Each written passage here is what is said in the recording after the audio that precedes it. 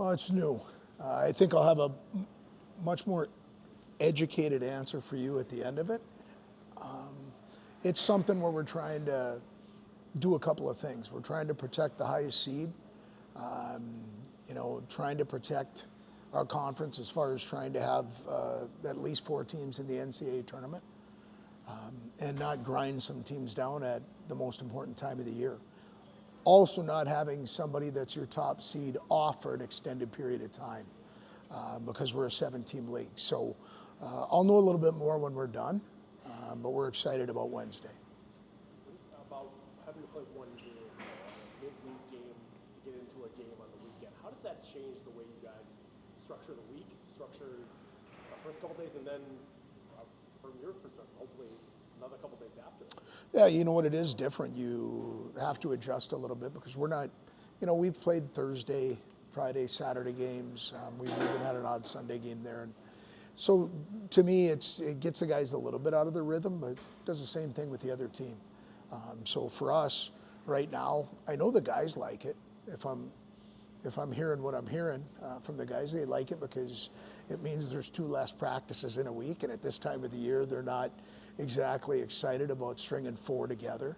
So I know they're excited about it because game time comes on a Wednesday, not on a Friday. It's been looking for a few weeks like it's going to be Ohio State, and then eventually it is Ohio State. And you've been here before, right? In the playoffs, you and them.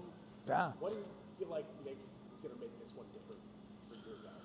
Well, different teams. And you know what, for us, we've just got to go out and be the best version of ourselves.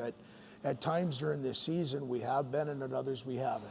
We had some guys in and out of the lineup when we went through that 6-game stretch. Had some guys step in, step up, and we went through that 6-game losing streak. And that can bruise you up a little bit, ego-wise, mentality, and I liked how we've come out of it. We had to go into a very difficult place last weekend, and our idea was to try and return the favor that they did when they were in the building at the Kohl Center and swept us. And the guys went out and did that. So they did it not only on Thursday, but on Friday. This is a time of the year that there's not a lot of motivation that goes from the coach. Our group is driven from within, the leadership group. And I think that group's done a really good job, whether we've been in a good spot or when we went through that 6-game stretch. They've done a good job of keeping this group together.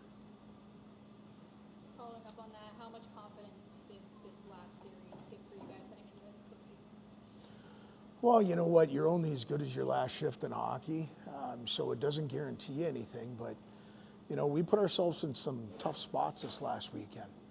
We had 2 5-minute majors that we ended up having to kill and still won 2 hockey games on the road.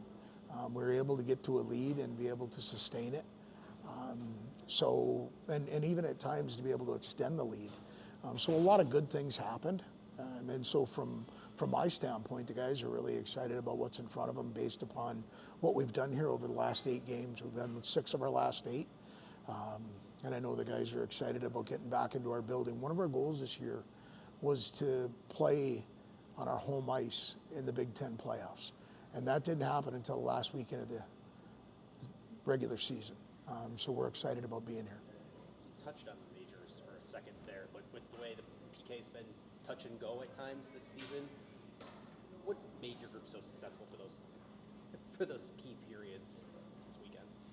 I think anytime you're killing penalties, well, it starts with your goaltender. And I thought Daniel was real solid this last weekend. And then the collective giving of, we've got a few defensemen that have got some bruises from Thursday and Friday because they were playing goalie. They made sure the puck didn't get to our net. We've got some forwards feeling the same thing.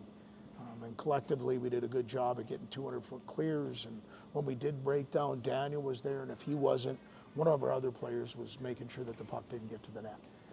So the amount of time that they had in our zone was limited. And any time that you can do that, you're giving yourself a chance. Physically, as far as Daniel goes, obviously he was well enough to play last week. But just tell us, do you feel he's all the way back? What do you, as a coach, where do you see him from him in terms of that makes you say, okay, he's looking pretty good and you think he's feeling pretty well? Well, one of my questions going into Friday was exactly that. He hadn't played for a while. We're on the road. You've got travel. He goes through a game like we went through on Thursday. But Daniel's a competitor. I think if I'd have told him he wasn't getting the nod, we'd have probably had a conversation with him directing it, not his coach. He wanted the net, and he said that he felt well. And so he's been able to do what he did last weekend, and he's put together a good week so far. What kind of environment are you expecting here on Wednesday? I'm hoping a loud one. I'm hoping a lot of people come out to see us on Wednesday. As I've told you before, this building's a pretty special place when it's full. And we've got to do our part. But you know what? The Crease Creatures and this community and this state has done an unbelievable job of putting their arms around us over the back half of this season and coming out and watching us play. And we're going to need that again on Wednesday. So if you don't have tickets, go get them. We'd love to see you in the building. Coach, does the injury setbacks had earlier in the year, does that make it easier to deal with Monty not being available for the playoffs? That's a good point by you. I think so. Just because, and I was asked this earlier today about our team and what have I learned about our team. I've learned that a 26-man roster better be filled with 26 players that can play, not just fill a jersey out. They've got to be counted on. You've got to lean on them because in this game, when you play an 8.5-month season, you're going to have guys go down. And so we've had to rely on some people that maybe at the beginning of the year that went through our roster and said, okay, I can see these guys playing a lot of minutes or a lot of games. I can see maybe some of these guys not having the same opportunity. We've got everybody playing meaningful minutes right now. So, yeah, I think it's helped us understand that next man up is a real important piece for us. And I don't think that's going to change unless you see the roster limits change in college hockey, which I'd be a fan of, just so we can protect the student athletes' well-being.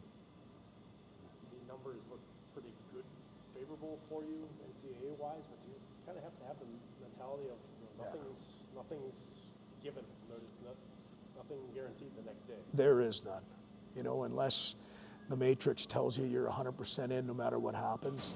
I've been around long enough and in this situation enough times. You focus on your process and what your next one up is because that's all you're really guaranteed. We don't get to control that. We do get to control what happens here on Wednesday. 99% isn't 100%. Not enough.